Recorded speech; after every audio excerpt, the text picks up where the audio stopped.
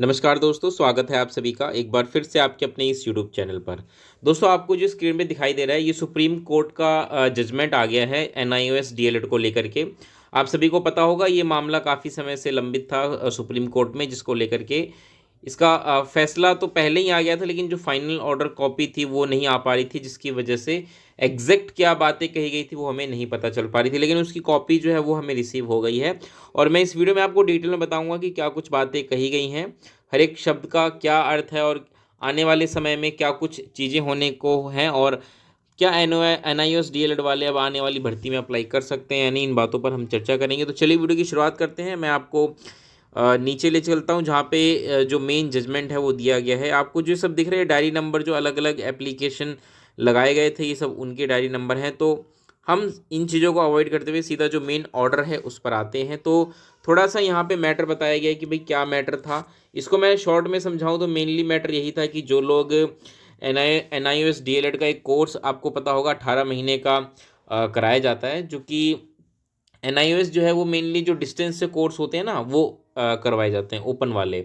तो ऐसे लोग जो ऑलरेडी वर्किंग थे तो उन्होंने उस कोर्स को किया, और सबसे बड़ी दिक्कत थी कि वो 18 मंथ का कोर्स था। जबकि अगर आप देखें तो आरटी एक्ट के अकॉर्डिंग टीचर बनने के लिए कोई भी कोर्स मिनिमम 2 ईयर का होना चाहिए, ठीक है। तो यहाँ इस वजह से क्या हुआ, इस चीज़ को चैलेंज कर दिया गया कोर्ट में, और इस प्रकार से जो एनआईओएस डीएलएड का जो कोर्स था उसको बैन कर दिया गया, जिसकी वजह से वो कई सारी वैकेंसीज में अप्लाई नहीं कर पाए। बहुत सारे वैकेंसीज बिहार में आई थी, उसमें भी वो फॉर्म नहीं भर पाए। लेकिन अब जो है कोर्ट का जजमेंट आ गया है और उसमें देखिए यहाँ पे ये बात साफ लिख दी गई है।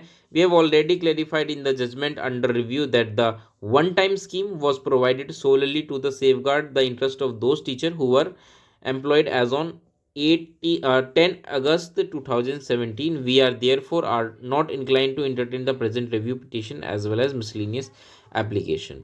ठीक है, यहाँ पे बस कहने का मतलब ये है कि ऐसे सभी लोग जिन्होंने एनआईओएस डीएलएड का कोर्स कर रखा है 18 महीने का, और इसके साथ साथ वो 10 अगस्त 2017 से पहले या उस डेट तक एम्प्लॉयड थे, उनका जो एनआईओएस डीएलएड 18 महीने का कोर्स है वो वैलिड है, और वो उसमें किसी भी वैकेंसी में फॉर्म भर सकते हैं।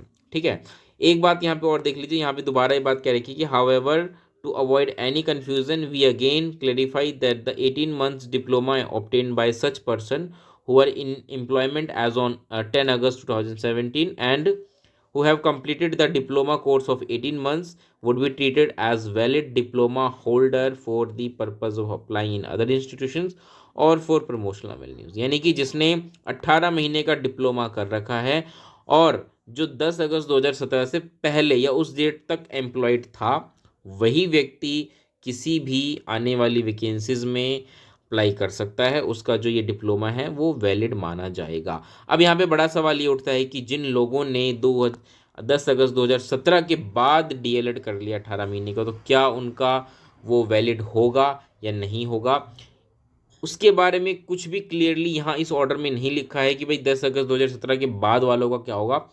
लेकिन जिस प्रकार से ऑर्डर यहाँ पे आया है, इसका यही अर्थ है कि इस 10 अगस्त 2017 के बाद जिन्होंने डीएलएड कर रखा है उनको वैलिड नहीं माना गया है। ये इससे अर्थ निकल के आ रहा है। अगर इसको क्लियरली मेंशन कर दिया जाता ऑर्डर में कि भाई उनका क्या होगा, तो फिर कुछ और बात होती। लेकिन जो ऑर्डर आया है उस हिसाब से हम यही कह सकते हैं कि जिनका 10 अगस्त 2017 तक जो एम्प्लॉयमेंट में थे और जिन्होंने 18 मंथ का एनआईओएस डीएलएड कर रखा है वही वैलिड है।